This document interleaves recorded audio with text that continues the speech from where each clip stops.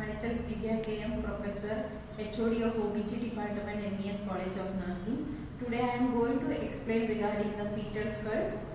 The knowledge regarding the fetal skull is very important for the midwife to understand the position and presentation of the fetus and to understand the potential difficulties during the labor. So first we will see the bones of the fetal skull. So this is the occiput bone.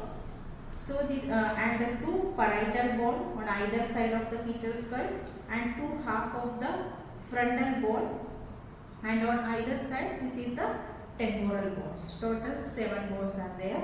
So the occiput, the center of the occiput is known as occipital protuberance, and the parietal bone center is known as parietal eminence, and the two half of the frontal bone it join at the 8th year of the life. Okay, next we will see the sutures. Sutures are the cranial joints. So this is the first suture, that is the lambdoidal suture. It separates the occiput from the two parietal bone. And this is the sagittal suture. It separates the parietal bones. And this is the coronal suture. It separates the parietal bone from the frontal bones. And this is the frontal suture. It separates the two half of the frontal bones. Then next we will see the fontanelles.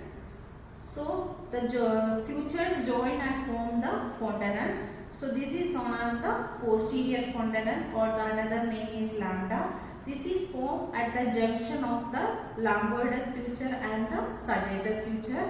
It is having the triangular in shape and it will close at the 1.5 month.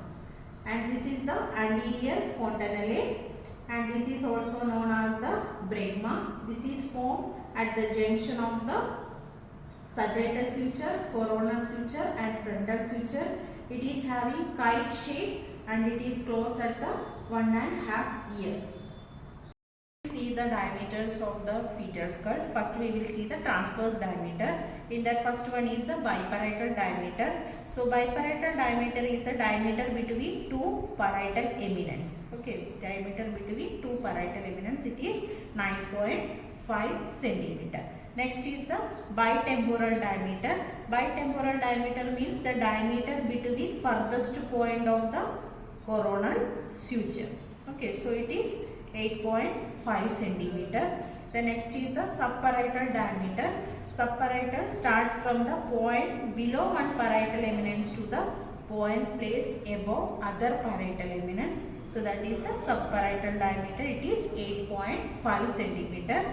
The next is the bimastoid diameter. Bimastoid diameter means it is the diameter or distance between the tip of the mastoid process. It is 7.5 centimeter. We will see the landmark or part of the fetal skull. So in landmark, three parts are there: vault, base and face.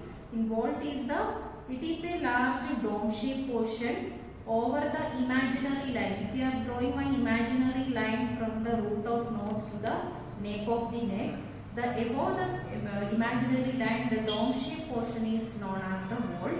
And base is the lower portion. Below the imaginary line, the comprised bones are there, so that will be protecting the vital centers of medulla, that is the base. And next is the third one is the face. It comprises of the 40 small bones. Okay. So next we will see the regions of the fetal skull. So first region, that is the occiput region. So the it will start from occiput region. Will start from the foramen magnum to the posterior fontanelle. The region is known as the occiput region, and the next one is the vertex. Vertex is the quadrangular area bounded anteriorly by the bregma and the coronal suture, posteriorly by the lambda and lambdoidal suture, and laterally the line passing through the parietal eminence. Next region is the sinciput or brow. So one side bounded by the bregma and the coronal suture, and the other side by the root of nose and the supraorbital ridges on either side. Okay. The next is the face region. Face region, it is bounded one side by the root of nose and the supraorbital ridges on either side to the junction of floor of mouth to the neck. Next we will see the anteroposterior diameter of the fetal skull. In that, first one is the suboccipitobregmatic. Suboccipitobregmatic extend from the below the occipital protuberance to the center of the bregma.